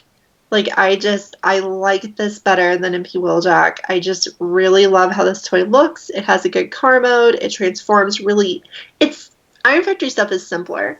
And with that comes that sometimes the look doesn't seem quite as cool to me, but this one pulls it off for me. I just really like how he looks as a Wheeljack. He doesn't look as stylized as a lot of their figures do, so I really like him. He ends up with really little wings and bigger than normal legs and things like that, but it's not as stylized. He also has a good face as well. Not the best Wheeljack face ever made, but it's still a solid one. So I was really, really impressed with this guy. He's probably my second favorite Iron Factory figure that exists. My favorite being their Scorponok, of course. Yeah, this is just it's a really cool Wheeljack. I was very, very impressed with it. I almost said satisfied, but impressed is the right word. And then I don't really want to talk about New Age anymore, but I did want to mention that there's this little thing called Microcasters where I spent an entire show talking about these little bug guys and how super impressive they are. I believe they came out in the last year, so they count. They go on the list. I love them. I'm just wondering, is your allegiance with New Age now? Because, you've been showing off all these New Age figures, and you have not shown off any Magic Square other than a figure you didn't like. Nothing came out this year. There was an Optimus Prime. There was a Legends scaled Optimus Prime that came out. Is that on your list? That isn't great. See, there you go. 2 figures, and they both weren't great. So the Stunticons look cool. Else they released before that was great. It's just like this wasn't their year. But if you count the MP scale Optimus as being from this year, then it was their year, because that thing is fantastic. I think it would beat all these other figures. I guess this will be the last Legends figure. I'm not counting anymore, but this will be the last Legends figure I mentioned, just so I don't take up a ton of time. The last Legends figure I'll mention will be the Mft Rodimus, and I have gone back and forth on this guy so hard because he has imperfections that bug me, but not as much as other figures' imperfections do. His 2 imperfections are arm articulation is limited by his shoulders, and waist swivel is limited by his transformation. Otherwise, I just don't have anything bad to say about this figure. I think the look is really good. The face is good. He comes with the typical Rodimus accessory, which is his little gun battle house thing, which is really cool. Oh, there's a third limitation. I forgot. His car mode, just to make a car by itself, you're supposed to take off these things off of his legs and then pretend he's Hot Rod and not Rodimus anymore, and then put him into car mode and pretend he's got Hot Rod's car mode. The back of his car mode just looks like an incomplete figure, though. It looks like it needs to have a trailer over it, which it can, because you have it. Huh? Just reminded everybody that Back Lives Matter, even on cars. Oh, okay. Got it. Yeah, the back of the car mode is just, eh. But, that's fine. Like, it wasn't terrible. But yeah, it comes with the normal accessory, which has nice details, nice colors, nice paint, nice oranges. I love orange, which is why I'm starting to have a lot of hot rods.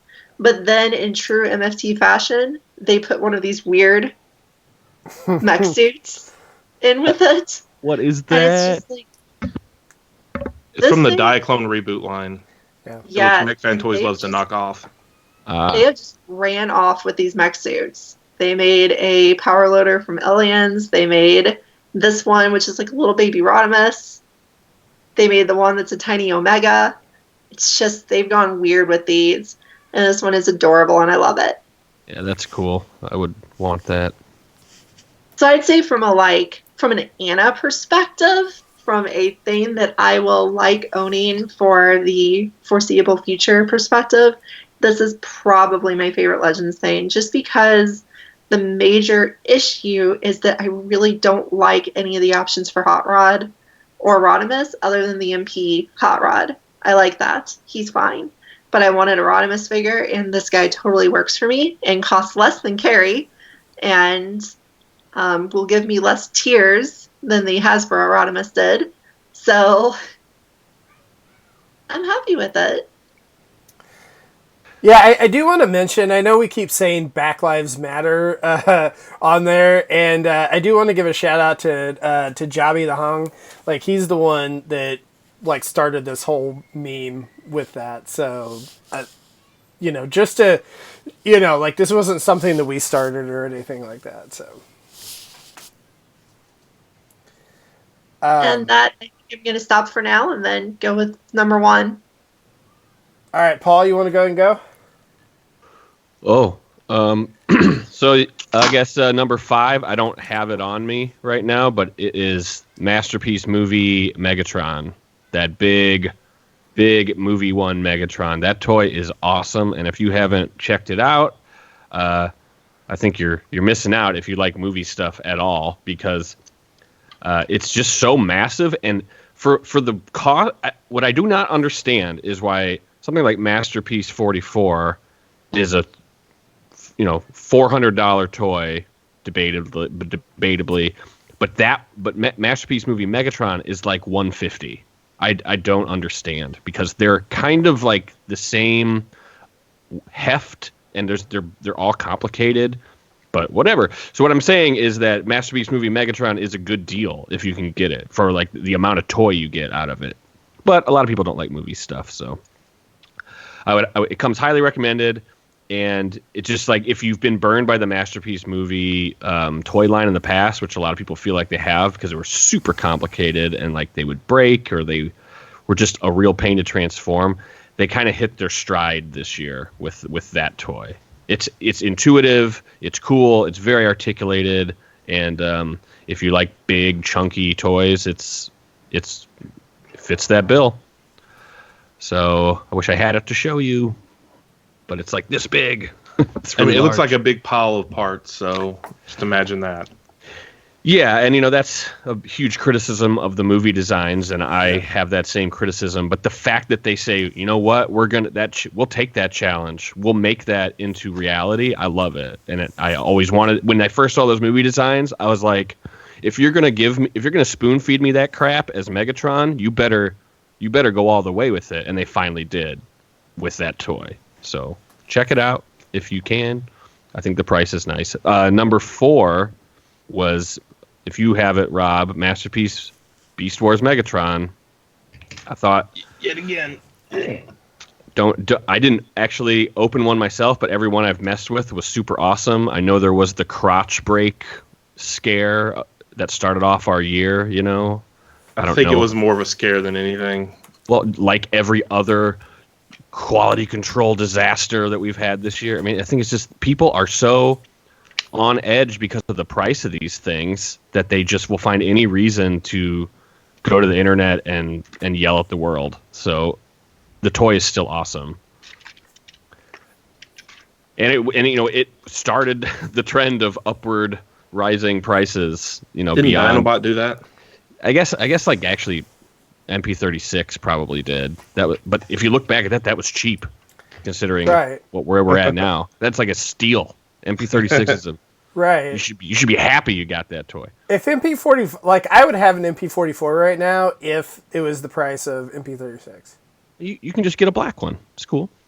So moving on to number 3, back to the Masterpiece movie series is Jazz. This is the best one yet. It is really, really good. It's like a real Transformer. It doesn't feel like it's gonna, you're gonna snap your fingers while you're transforming it. I heard it had like a serious breakage issue though. Like that, like snaps in half. Yeah, I saw all the time. This happens all the time. I don't know what to do about it. God, Takar, get your crap together. Yeah, this is. I mean, if you want to talk about quality control, this happens to every toy, no matter what. So, they got to get their stuff together as far as that goes. Anyways, this goes along with Megatron, but if you only can get one, this one's a little cheaper, and I think actually the quality is higher. The transformation on this thing is super awesome. Especially the upper chest. There's almost like automorph things going on, and you spin around the entire upper, the bottom of the car becomes the top, and it all fits together and still has that cutaway gimmick. It's super great. Plus, I always love any toy that comes with a little Shia LaBeouf. Woo! Running through my dreams. He needs a bag accessory to put over his head that says, "I am not famous." Yeah. Oh my God, that would be so great. I wish there was some third-party company that went all the way with that kind of stuff. That would be so funny. And so since I guess my number 2, there's a lot of movie stuff in here, but I think everyone will probably agree with this. Since I basically knocked Hound out of my list because I haven't actually touched it, and you guys, we talked pre-show a little bit, and I was like, okay, I don't want to review that one, and Lucas mentioned, it can be licensed as well. So I'm talking about Blitzwing. You mean Starscream? My angry Bumblebee boy. I love this 3A toy. It is wild how good it is. I'm almost scared to pose it because I don't want to scratch anything or ruin it. But it's just got so many little it's got tons of articulation. If you like this kind of thing, this is one of the best 3A toys yet. And I love the design. We're talking about piles apart movie designs. That Blitzwing toy is the first Transformer movie design that was an A+. It's very good. Well, all of the Bumblebee designs, I think, found a much better balance between, panels that made sense and, weird organic robots. They really kind of reined in that Michael Bay aesthetic a bit. All the designs on it. It's not just pure, visual diarrhea. Well, they weren't. They accepted what came before and weren't that's stupid, that's toys, we're gonna make it better. That was Michael Bay's attitude, was everything that came before this was a piece of dog shit, and I'm gonna make it real, and he made it into worse dog shit. So I hope you're listening to this, Michael Bay. I'm coming after you.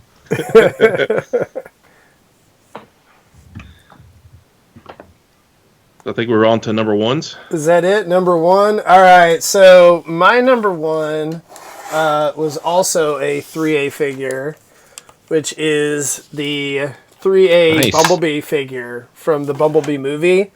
I mean, it's incredible what they did and what they did for the price point. So this thing is, I think it's $130, I think, something like that. But so, that's kind of been a new thing that they've been coming out with these highly articulated statues or figures. So Flames Toys also is doing their own line of highly articulated figures too. But they're twice the price. So they're $300 or $400, whereas the 3A ones are $130 to $200 for their deluxe line. So they have a larger line that is similar price to that. But yeah, I mean, this figure captures the Bumblebee look and aesthetic just so well. I mean, just the weathering that they did on it is great. Just the look. It feels like it has a lot of die-cast, even though it doesn't have...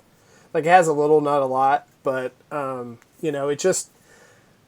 And it's comes with some different hands and things like that. And so in a stand that you can... Did you take the doors off? So they come. The doors are so there's a couple different looks you can have with them. So This is the look that I prefer for Bumblebee, like kind of how it looked more in the movie. So that's the deluxe one, right? this is the deluxe one, yeah. Okay. So When I pulled Blitzwing out, I was like, "Ooh, should I talk about Bumblebee?" But it is a really great toy. I'm always a little worried. Those little things hanging off his thighs, those are like the most fragile parts. Yeah. I'm always a little worried about those. Yeah. I don't really mess with those like quite as much. Like I kind of, mess more with his arms and like lower legs and stuff. It's really cool, like the way that they did the sculpt too, to kind of maintain the sculpt, but even have it articulated. So like I think that I would love to have them just go all in and just do like all the figures that you saw like in the first 5 minutes of the movie. For the Bumblebee movie, like I would love to see them do all of them. So they're releasing a Soundwave, like I think like at the end of 2020, like Q3. They have an Optimus Prime that's dropping now, and that Blitzwing, and I mean, just the figures just all look incredible, and they're fun to mess with. I think that they do a good job of price, funness, like quality control, all that type of thing. None of them transform, but I think that they look really nice. Have you handled any of the Flame toys, like Super Deluxe big guys? Like Tarn or Starsaber or any of those? So I haven't handled them myself because I don't want to break them. They have a booth always at TFCon, and they say you can just mess with them. So they put Tarn in my hands at TFCon because they were trying to push the sell. Right. They saw me looking at it and they're like, yoink. Yeah, so what I've heard for that Flames Toys Tarn, and I have no idea, like, with the joints, because, like, I didn't get it myself, but, like, I've heard that the joints over time get kind of loose, and the joints that they use, like, the figure just doesn't hold up. I don't know if that's true or not, because I've not got it myself, but this figure, like, the joints are really good. And I have not had any kind of issues. Like they just feel right to me. I only brought it up because I feel like there is a very big difference in just the general feel of those Flame Toys things versus these 3A ones. The 3A toys are kind of almost more fragile, I think, than the Flame Toys. The Tarn and the Starsaber and all that, they're like they're more of a action figure that these are still action figures, but I almost consider them more statuesque, just because I don't want to mess with these joints so much because they creak, they make sounds that normal action figures don't usually make. I would agree with that, and I think that the articulation's better on the Flames Toys figures as well. This has decent articulation, but not fantastic. Like, you're not going to get them in the same, positions as, whatever, like MP44 or just whatever. But great pick. Yep. I love that thing. I hope the Optimus is better than even the two that have come out so far. So I messed with the Optimus at TFCon as well. Like, they had it at the Ages 3 and Up booth. And that thing is incredible too. Like, it's one of those things right now, Anna. Neat. You actually are like thinking about getting it yourself, right? I am. His spine looks so cool. I know that's a weird reason to like him, but he's a really great spine. Yeah. So, you can get the big one that's coming out, the one that's like twice as expensive and twice as big, so we can see it. No, because I also feel the fragility like you do. Like, I do, when I messed with Lucas's Bumblebee, I was afraid I was going to break a piece of his armor. I was really worried because I know, like, Anna likes to pose her toys. That is the thing. Like, I like to pose them in dramatic ways and do whatever with them and play with them a lot. And I was worried that I was going to kill Lucas's bee, and then he was going to subsequently kill me. So I tried not to. So, yeah, no, I know it's kind of a point of contention with a lot of people because these figures don't transform. But, I don't know. I think that for the high-end figures, like, I just want it as accurate as possible, and I'd rather have it as a highly articulated figure that I'm not going to have to worry about something breaking or whatever, so... Transformation is overrated. That ship's still back when they made the Rebel-Tech stuff. Whatever. If it's fun and it's a Transformer character, it's all good. It's an Action Master! That in that voice. Action Masters have transforming parts. Can someone you get the elites, they transform. Yeah. I hate when someone says that, because it's just like the simplest, dumbest criticism they can give. I don't know. Don't say that. Visitors, watchers. Harsh. Judgment. 2020 starting hot.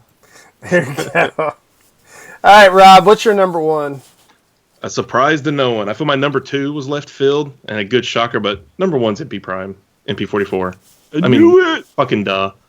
This figure, not only being the most controversial release, only because of price. People can say whatever they want. At the end of the day, it came down to price. And they're like, oh, I wish it didn't have all this extra stuff. It's the Masterpiece line. It's not dollar store bargain hunt Transformer line. I want everything. That's the point of the line, is to give everything. And they gave everything with this. Like, the accessories alone blew me away. I couldn't believe what all was in that box, and all the playability that it's in it, and all the functionality that's in it. It's just insane. But then you get to Prime, even just Prime himself, the meat of the story, and knocked his gun out. The engineering in this is also just a whole nother level. We haven't seen engineering to this level beforehand. It's another case of it's a long transformation, but I find it intuitive. I have messed it back and forth a few times. That doesn't mean the figure's perfect. No, I think the biggest issues are probably the gray paint around his midsection is not well done. And like mine doesn't really have too many worthwhile paint chips on it, but I've seen some people's that look really bad. And I can see where it's kind of bubbly on mine. Like if I touch it, it'll probably, I think, come off. I think that's pretty unacceptable. And then there's something here with the legs. Like the ratchet, like it leaves it a little wobbly, kind of out to the side and front to back a little bit, which is weird. It doesn't cause any issues. It still transforms great, and it even poses great. But I mean, look at that knee bend. That's ridiculous. Like this has action figure level posability. It's got Action Master. It has way better articulation than most of my action figures designed to be just action figures. It's got ab crunch. It has the butterfly joints where he can give you a bear hug if you want. And again, the knee, ankles, legs, hips, everything is just insanely articulated. And then the new way they designed the hip panels, that's completely new engineering that we'll start seeing more and more of. Like we saw it in Bumblebee, we see it in Hound. Just once again, the Takara engineering, when they took their time, this is why I think they went dark for a year, because 2018 we didn't get anything, nothing new. We got repaints. Is because they were redesigning engineering and setting the standard again. I don't know, it just blows me away, and the fact that we got Peter Cullen's voice in it. It's the first time we've had a U.S. actor voice chips in a Japanese release. And I hope we see more of that in whatever next figures they do that decide to have, voices in them. I don't know, it's outstanding. It's a ridiculous, amazingly done figure. And, I mean, if you're into Masterpiece, the Transform element and the Magic Square they're going to pale in comparison hardcore. It's worth saving up the money for it. It's got everything, it blows them away. It's a whole nother level. Do you have a retort to that, Anna? Oh, no, I'm just having fun heckling him quietly. He made a bold statement, I think, Well, I mean, I know. It's okay to be wrong. The engineering can be topped. Everybody is now going to be copying that engineering. Takara sets the bar, and the rest of the industry follows. And that was a huge bar they just set again. I think the engineering is really impressive in the newer Masterpiece figures. I just think, I actually don't want my figures that complex. I think I actually wanted the complexity to stop where the Magic figure is. Magic Square figure I think that's totally fair. It's like just knowing yourself. Anyone just know yourself. Like, you don't have to get everything that comes out. If you don't want it, don't get it. And especially if you know why you don't want it, which I think you're indicating here. You have an alternative that fits the bill. That's great. I wish more collectors were that self-aware. That would be great. Yeah, the Magic Square one, like, oddly enough, I think that the MP size Magic Square Optimus is easier to transform than their Legend size Optimus. Just because you have enough to grab onto things. Yeah, that thing's it's too complex at that size and that plastic to really be great, because you feel like you're going to bend it and snap it in half the whole time transforming it. But the big one was great. Like, that's exactly what I want. Snap Magic Square figures in half. It's impossible. I would I'm telling you that the plastic that they use, that nylon plastic, it's impossible. Because I don't know if you remember, I accidentally glued my figure together, that MP Prime, because the smokestacks don't stay in. They'll come out if you mess with it too much. And so I was worried about losing it. So I glued one of them in, and I couldn't get it out. And so you can bend it pretty far. Just FYI. But I was going to say, for the Masterpiece Prime, Rob, there was an amazing Yamaguchi one that came out this year as well, Optimus Prime, right? And I believe it was, I think it was T-Man that did a thing where he compared the articulation between both figures. And essentially that Masterpiece figure was pulling off all of the articulated poses that amazing Yamaguchi did. And that's an action figure. It's meant to, it's supposed to have a lot of articulation, and the Prime, the Masterpiece kind of outdid it. So I don't know. I think it's great. I just didn't want to pay that amount of money myself, but I think it's a fantastic figure, and I'm sure it's probably number one on a lot of people's lists. We got a fight going on in the comments right now. I just want to point out, we got he's Rodimus Supreme. He's talking trash. He's fighting. It's a pointless fight. The Magic Square figure's better than all of them, so whatever. It's the discount bin. Wishes it was MP44 version. I do want to mention, so there's a Facebook group, I think it's was it Masterpiece Addicts, I think, that actually just ran a poll recently. Sergio. Sergio ran a poll, as far as who are the top Masterpiece figures, and had all of them in there, and they all fought against one another and whatnot. And the MP10 actually lasted longer than MP44. Now, I think part of that is probably there's a lot of people like me that have gotten MP10 but never got MP44, so you can't really judge it until it comes out. But it all comes down to price. It's all about price. If that was a $200 figure, everyone would have it, and everybody would be then happy to justify their purchases. We hate what we can't have. About that poll, I pointed out to Sergio there was a major flaw, that basically I wanted him to check anything that was on the left, meaning you had to click if that instantly won, because people don't know how the Facebook interface works. And so when is a vote option, probably wins every time. Yeah. They probably should have done, different things too. I agree with you there. It was for fun. Why not? But right. Anna, can I give you the last word and go next? Sure. Yeah. What else? Because I just feel like it's kind of silly to go after you, since I'm also choosing MP44 Starscream as my number one. Dumb fucking head. Jesus. Oh yeah, this is as good as it gets, boy. This is, everything you say, Rob, I agree with. We already talked about this back when it came out. Yeah. I agree with everything that was said. I think, the real test will be 5 years down the road when we're drowning in MP44s, if everyone has turned at that point, or if there's still this love for an old ass mold that is obsolete. So it may happen. I mean, it's good to have opinions. I don't think 10 is better. I think 10 fails on every front compared to it, but I like that transform element. Magic Square put out other options, so people have variety. I'm glad they exist. I'm not mad about it. neither of them have all the accessories and stuff, and a lot of people don't want the accessories. So cool, you got options. Well, one thing I do want to mention. I was going to say, one thing I do want to mention about prices is that when MP10 originally came out, like I went back and looked, and that figure came out, was it 10 years ago, 8 years ago, something like that? So like I can't remember exactly. When that originally came out, the price point, I believe in yen, I think was 25,000 yen at the time, I think.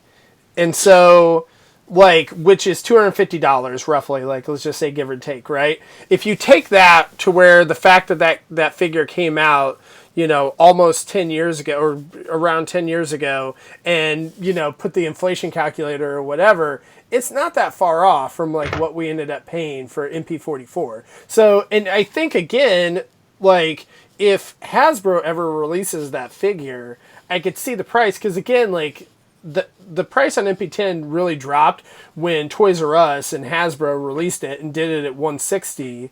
Yeah, but that's not happening anymore. You can get stuff through Pulse, and it's the same price as other. The US retailers. Did release it. It's right there in that black box.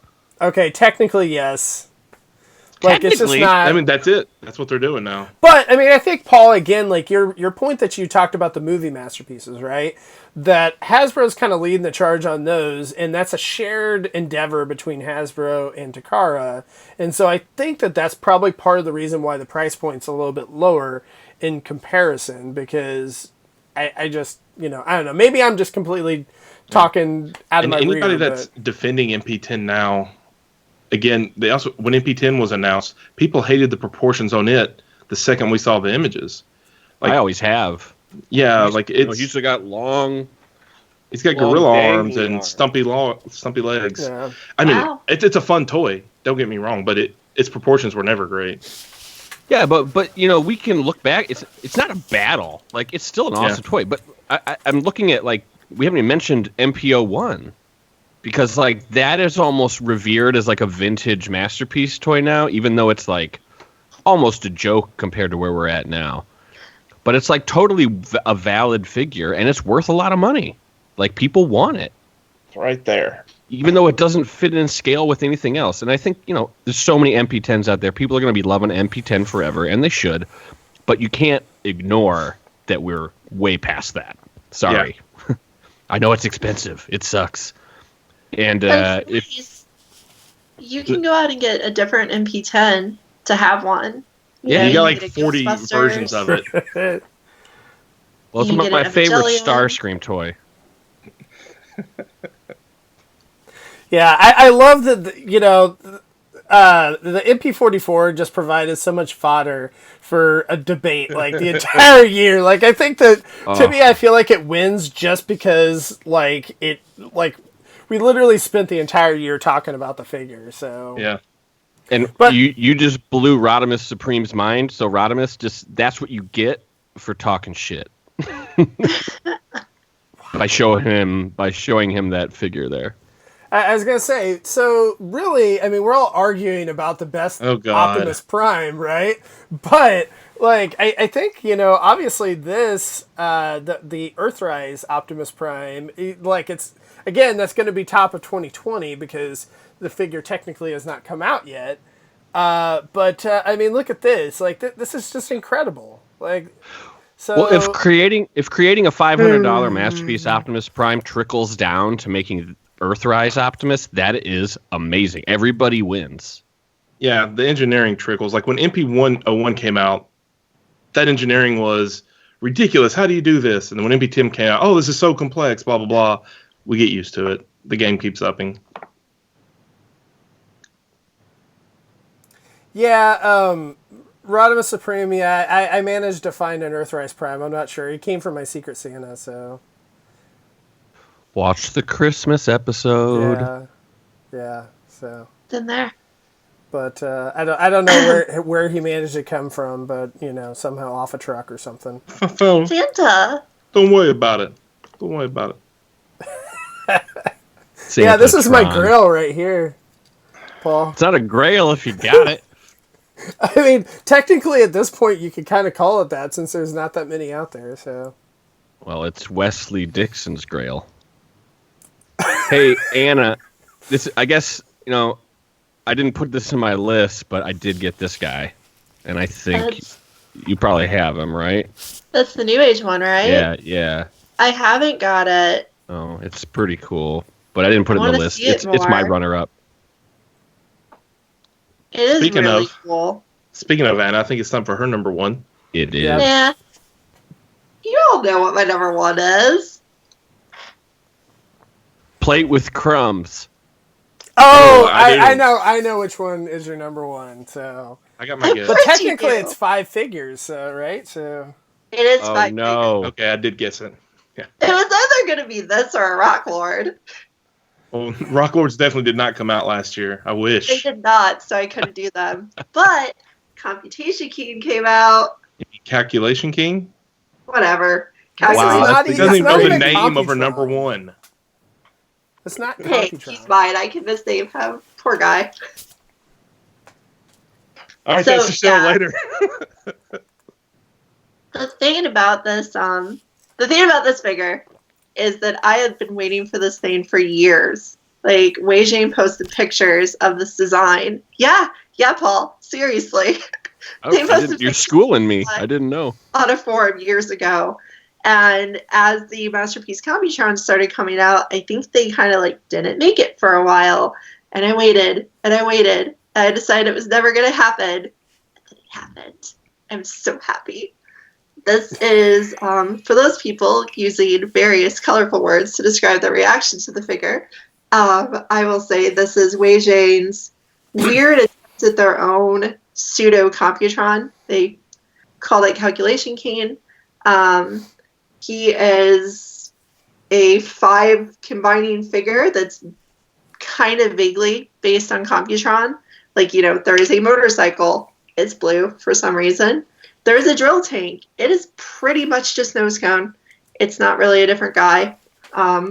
There is a car. It is not at all like the original. There are 2 spaceships that are kind of, sort of similar to the Computron characters. The reason this is my favorite event of 2019 is I get to spend an entire show recording myself talking about this thing. So I was super happy. And you guys are so mean. I want original designs. I like new things. I don't just want 9,000 iterations of a version of G1 Optimus Prime. I want someone to try to make something new and different.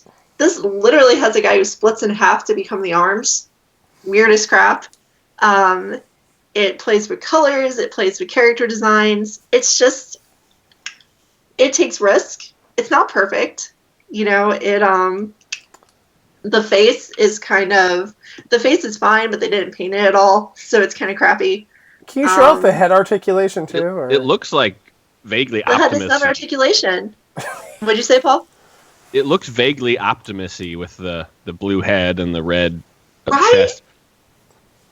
That's funny because they put out a version right after this came out, a couple months, that's all white and red.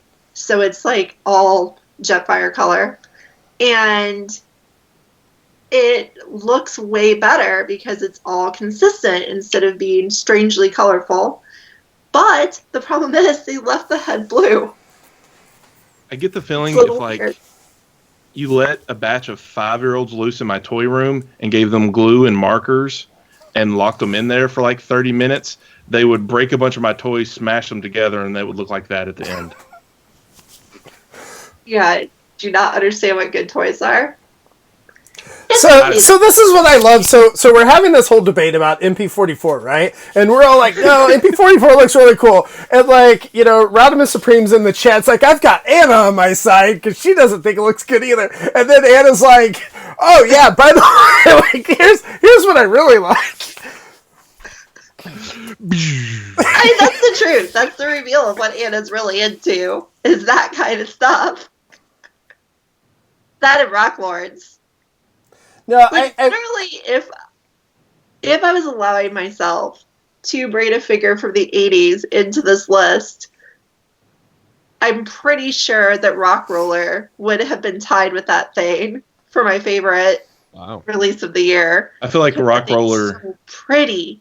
Rock Roller is my body type in a toy form.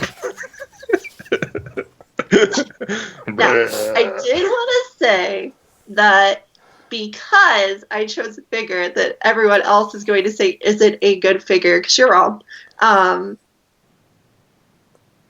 For my number one, I did want to go ahead and, because I realized that I bought a lot of things, but most of them didn't come out last year, is I did want to very briefly feature what was my favorite acquisition of the year, which was this guy that I picked up at TFCon. I did finally pick up the MMC cassette guy, I will say, so we don't argue about whether he's Frenzy or Rumble. He's Frenzy. I mean, he's based on the toy, so he's Frenzy. Easy peasy. No, if he was based on the toy, he'd be Rumble. Oh, sorry, the cartoon. Sorry, I said it backwards. He's the cartoon, so he's Frenzy, yeah. You're fired, Rob. Anyway, this is just like my favorite Transformer I got this year, because it is that level of complexity that I like, and it is beautiful, and it's one of my favorite characters from the cartoon. I love Frenzy. I thought they were cool. So that can be my normal pick for Why did you program me to feel pain? Huh? Oh, you're back to normal now. Oh, there you go. Lucas, I wish you had like TikTok filters to like put on her screen when that happens. Robot mode is my. I'll try to see what I can do. Actually. No, did you hook up the pile drivers to it and check it out? I actually have never done that yet. Oh, you need to do that. It makes it even better. I do need to do it, but it's every time I look at them, I see the warning sticker on the pile drivers and get nervous. They're janky, to be honest. Like, it's a fun gimmick, but you turn it on once, you're like, oh, that was neat, and then you're done. They're janky. But it's cool, but they're janky. Yeah, the pile drivers look a lot better than the Masterpiece ones. I mean, of course, it's a different size, but... Yeah, he's going to my MP shelf eventually. I really love it, and that's my traditional figure that I got this year that I absolutely love, but I still love Calculation Keen. It's perfect. Well, you said we were being mean to you. I think we're all just sort of in awe of it. And I gotta say, it's like, our jealousy coming through a little bit, because I gotta agree. I crave like new stuff. I love it when they have new characters, because even though this brand is steeped in nostalgia, like I've been in it so long that I do like the new stuff. Like Ironworks is the most exciting thing coming out of the new revealed stuff, and more of those sounds so exciting because it's like that's a brand new character. No, well, and even Ironworks is G1. I mean, it is, but it like never existed. Yeah. Ironworks is the Micromaster. The base isn't, but the Micromaster already came out in Siege, so it's like a new character in a way. But like what Anna's showing us is something that's like beyond that. It's like completely bonkers crazy. And as I got to see if I can say this word that Peter put in the chat, it's a fuselateral quintro combiner, which is a G2 canon term, I guess. Did I say it right, Peter? I don't know. I think you said it right. I just like that you're striving for like something new. You're like getting kind of bored and you want new things and you're appreciating new things, and I think that is great. I think more people should do that. It's great. Like that's the thing with me. If they do more new stuff, no one buys it. I'm just wondering, are you gonna get what is it called, like Cat King or whatever it is, to go with your Computation King? I'm gonna get the Fire King, or Fire which King, is the red one. Wasn't it like Fire Cat or something? I thought there was. There's the Star Cats. Star Cats. I don't like the Star Cats one as much, but I do like Fire King, so I'm gonna get Fire King. Fire King is cool. But how many Transformers actually have the head split open for the transformation? So weird. That's cool. It happens in this figure only. It's perfect. So, no, I mean, I really do. Like, I think Wei Zhang puts out good quality figures. Like, as far as, like, the quality, like, when you get a knockoff, like, a lot of the knockoffs you get, you're just, like, you get it, and you're like, God, why did I order this thing? Like, it's just a pile of plastic crap, right? Whereas, like, the Wheeljack, like, they actually put some effort into it. Like, and they're kind of known for knocking off and making Hasbro figures better. Right. The mainline figures. Yeah, but then they also, like, Wheeljack throw out... figure. What's that? I got the Wheeljack Mega Master. He's standing with my MPO1 because he scales with that. And it's like, it's a completely new mold. It's a completely unique Megatron Transformer, and it's not miserable. You know, it's cool. And just in case anyone is going off Lucas's words and thinking that this is a knockoff, it's not. This is an entirely original. That looks nothing like Computron, so, like, I would say it's not a knockoff. Like, No. That's the only thing. It's just made by a company that Normally got makes known. knockoffs. Yeah, but I don't know. I think they've made so much original stuff too now. High cat. They actually have Yeah, quite a few original things. It's literally not a knockoff. It's not a knockoff. It's an original design. Like, that's exactly what all third-party Transformers should be to be legit, but they aren't. Right. And I think now, I mean, like, the higher-end, unique-looking figures are not going to... What is that? This is one of the KOs I bought. This is a okay. MP38 Nemesis Prime, or Studio Series 38 Nemesis cool. Prime. It's a KO. I went to the dark side. There you go. Well, I'm kind of shocked that Hasbro's not released a Nemesis Prime, because, like, why not? They always do. It probably will. Yeah. So. All right. Well, I guess with that, thanks, Anna, for that. That was an amazing number one pick. So. Well, you know, I've had people say I strive to be different before, and I think I actually do. So. There you I go. won't deny it. I do want to mention, so Tuesday on Microcasters, we are going to go and do Masterpiece Hound and talk about him and what we think about him. So with Rob is going to guest star on there since he has it. And That's the important part about talking about a toy, owning it. that's going to be Tuesday night at 10 o'clock Eastern, 9 o'clock Central. Are we getting back to the regular Ouch My Wallet again this week too, Rob? Yeah, as long as I can get people. Okay. Round So them up. we should have that. And then also, Cut the Tape was, we just released an episode yesterday for that. So if you've ever wanted to see someone transform 100 Viacons at a time, you can check Rick out. So luckily I sped the tape up so it like 20 times. So I think the video is only like 4 minutes long or something like that. But yeah, so you can check that out. And, if you like what we do, consider supporting us on Patreon, patreon.com/TFYLP. There's tiers from $1 to $25, just depending on what you want to do. So thank you, Anna, for showing off Blue Guy. I thought you needed to see a Limbot. It's perfect. So, Blue Guy. There you go. That's the official name. Blue Guy. Creative. So, yeah, do you guys have any final thoughts before we go? I'm looking forward to what we get in 2020. Keep it rolling. Don't buy KOs. Wait, do as you say, not as you do, Paul? Is that what you're saying?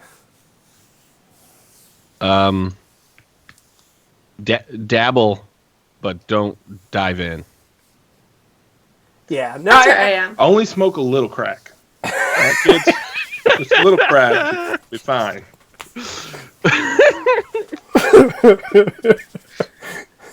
All right, Anna, you got anything before we go? I don't think I can be on a show that says it's okay to smoke a little crack. Not a lot of Whack. crack, just a little. Crack is whack, bro. Everybody smokes a little crack. Oh. No, my last thought is that in 2019, I learned that if I don't restrict myself, I can buy way too many robots. So I gotta cut back and focus on what's important. You just sell them. It's fine. That's right. That's right. I just gotta buy every version of this, and I'll be good. There you go. All right. Well, thanks, everyone. See you next week. Hey. Yep. See you later.